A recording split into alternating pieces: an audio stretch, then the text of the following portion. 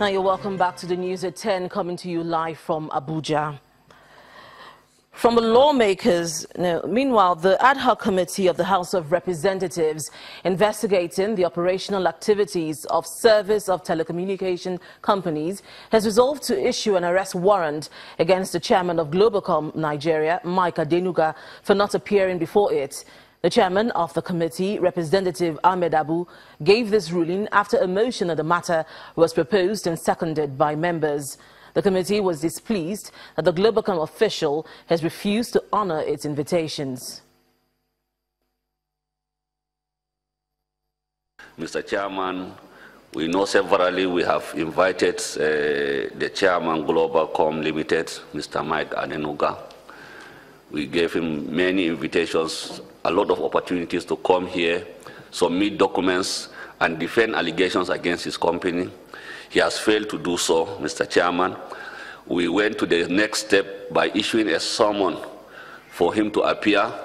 He has also failed to appear. So our next option, Mr. Chairman, I would like to move a motion that we issue a bench warrant for the IG to produce Mr. Mike Adenuga, the chairman Globacom, on 15th February 2018 at 12 noon. I so move, Mr. Chairman. The National Assembly has just issued an arrest warrant on Mr. Mike Adenuga.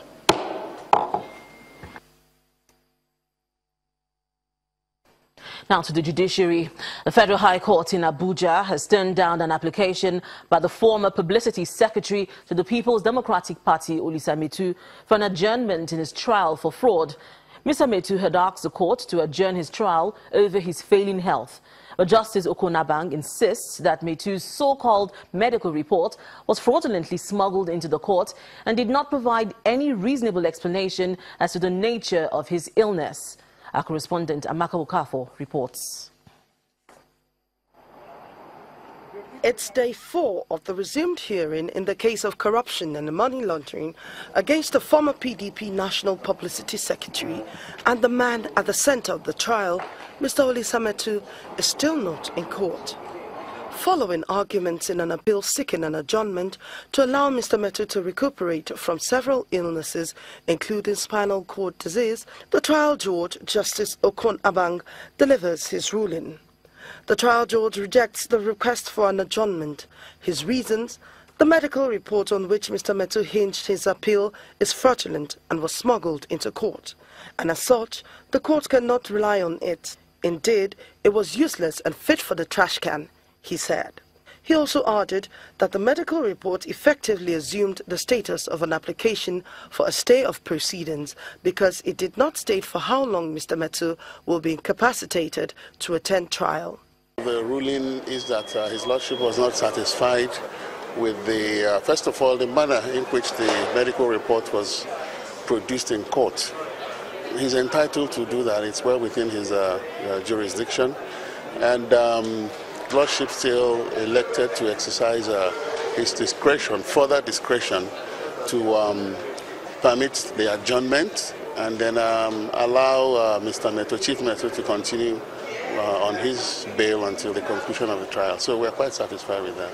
However, as to the application for Mr. Metu's bail to be revoked, Justice Abang stated that the court will show compassion and suspend its decision to revoke Mr. Metu's bail, and hoped the defendant will turn a new leaf and attend his trial. But the court, based on the passionate appeal made by counsel, restrained itself from granting wholesale our application to have the bail revoked at this moment, pending further developments. So we are happy with it. So long as trial resumes on the 5th and 6th of February, we have no problem. The case has been adjourned to February 5th and 6th, 2018, and the judge ordered that every witness lined up by the defense must be in court on the set dates. Amaka Okafo, Channels Television News.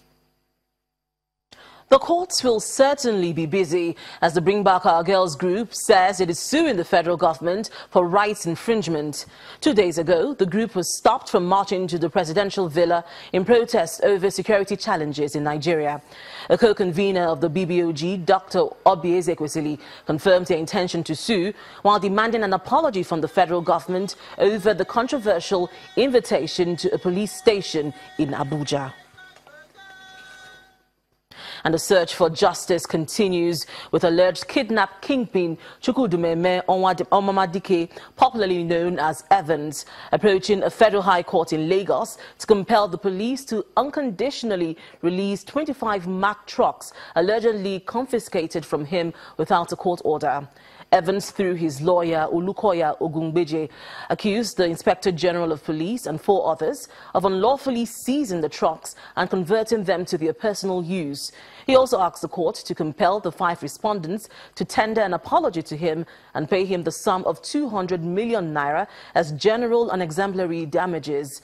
But the lawyer to the respondents in the suit, Emmanuel Eze, asked the court to dismiss the suit with punitive cost, adding that Evans lied as the police only recovered 11 trucks from him. Justice Hadiza Rabiu Shagari has listened to the arguments and submissions of both parties and adjourned till April 17 for judgment. And that's all from Abuja. Back to you, Ijoma. Linda. Some states across the country are experiencing lack of potable water, with residents either resorting to polluted water from streams to get by or relying on supply from water tankers. On our big story tonight, we take a look at the issue of water scarcity in Bauchi, Ondo, Imo, Abia and Kwara states.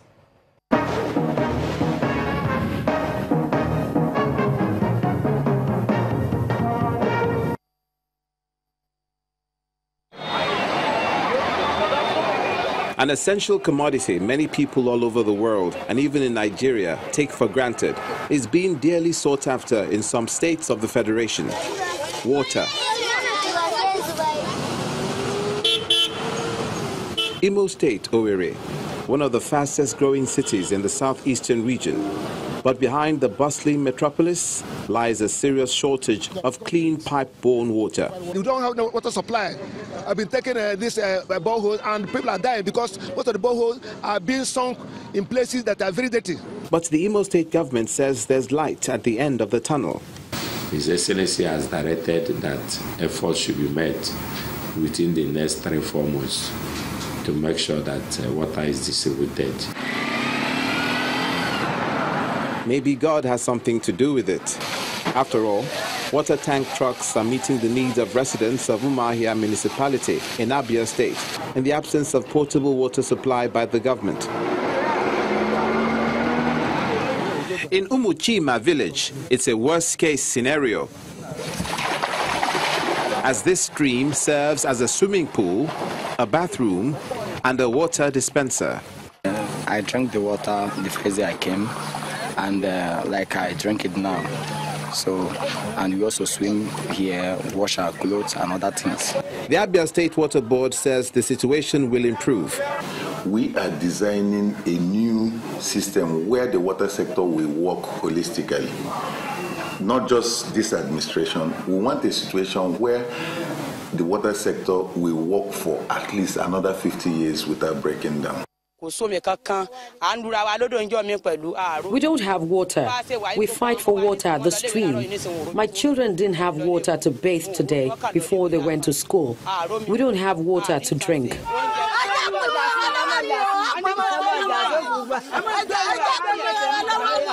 That's the hardship Fatima Yuba and other residents of Ajishaye community in Kwara State are enduring. A trip to the Kwara State Ministry of Water Resources came up empty, as the cabinet has been dissolved with no officials on ground. Akure, Ondo State.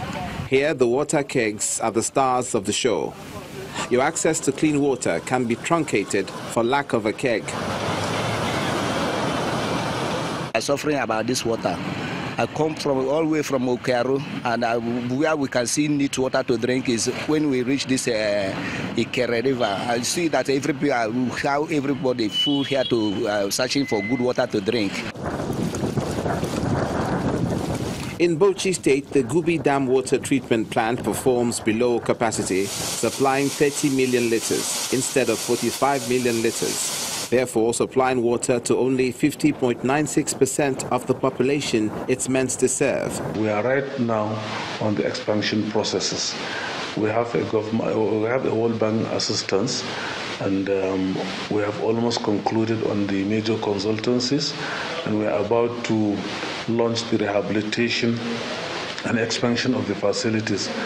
The stark contrast between those who do not have access to potable water and those who do is like night and day. The government is expected to rise to the occasion and plug those gaps everywhere as its constitutional responsibility.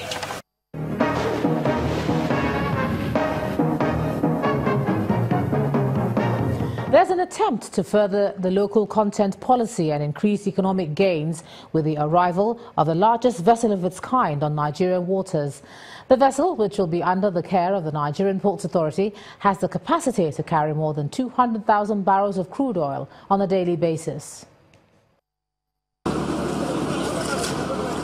A boat ride across the waters of the Marina brings us to the Lagos Deep Offshore Logistics Base, known as LADOL, to witness an important event along with a mixed group of people.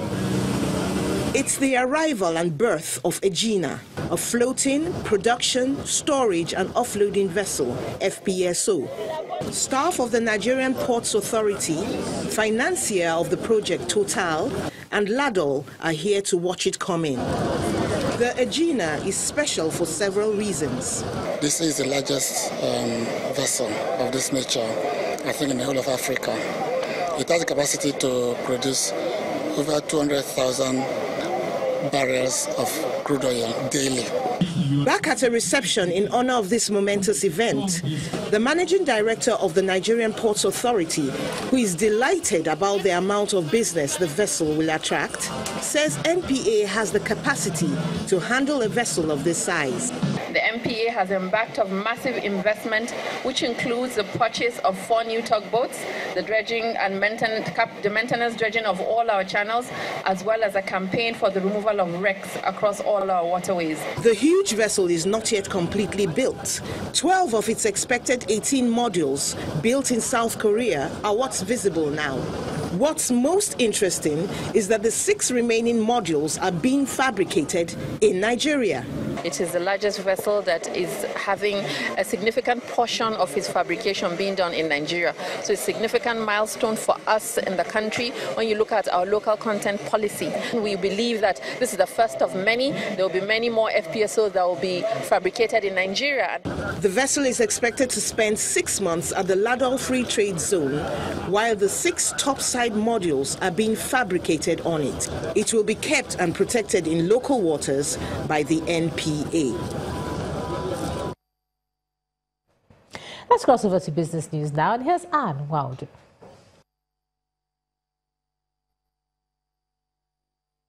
You first. First Bank.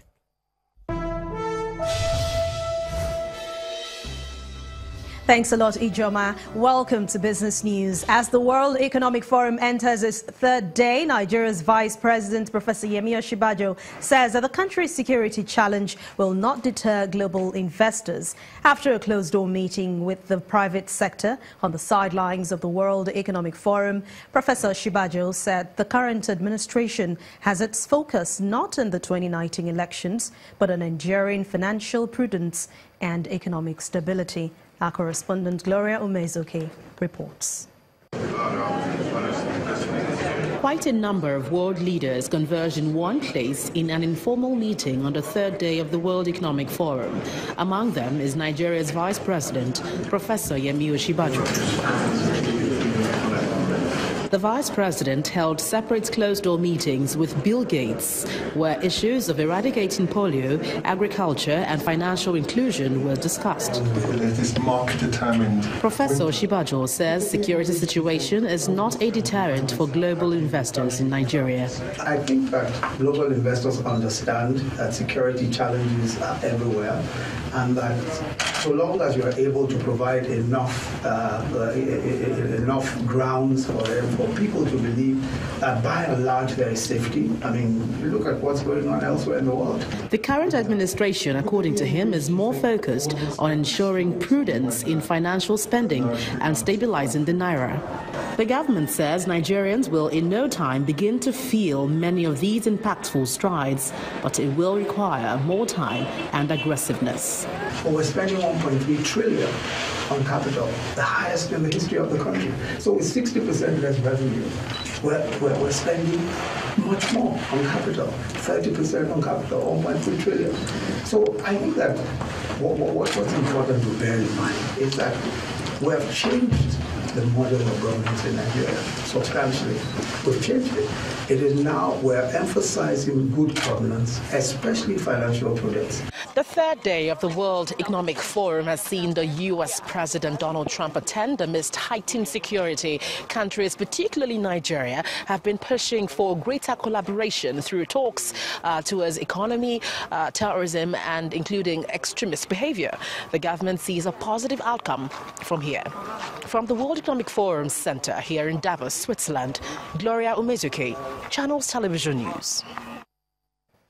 Our banking and industrial goods stocks remain under pressure as profit-taking by investors extends into a fourth session this week at the local equities market. Chimezi Obiwago has the details.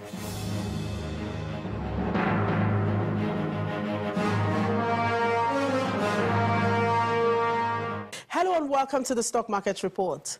Dangote Cement was the major cause of the drop in today's market indices as sell pressure took a heavy toll on the cement giant share price.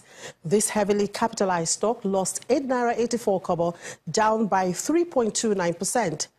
Traders believe that if Dangote Cement had gained or remained unchanged, the market would have managed to enter the green zone. However, at the close of Thursday's trading, the main index went down by 0.99%. Bargain hunting prevailed today, as most equities that lost in the previous sessions made a quick recovery. This is most evident in the Tier 2 banks. Again, 3 out of the 5 major indices lost, with the banking sector recording a lot of improvement from the previous close. Transaction volume and value remain good. There's just one trading day left this week, and traders are hopeful they would have a good Friday. And that was the Stock Market Report. I'm Chimezi Obiwago. Well, let's see how other global markets fared today at the close of business.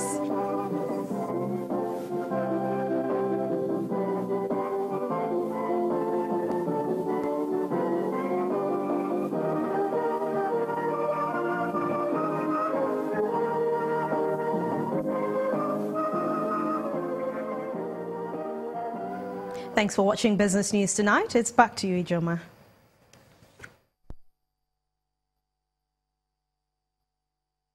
You first. First Bank.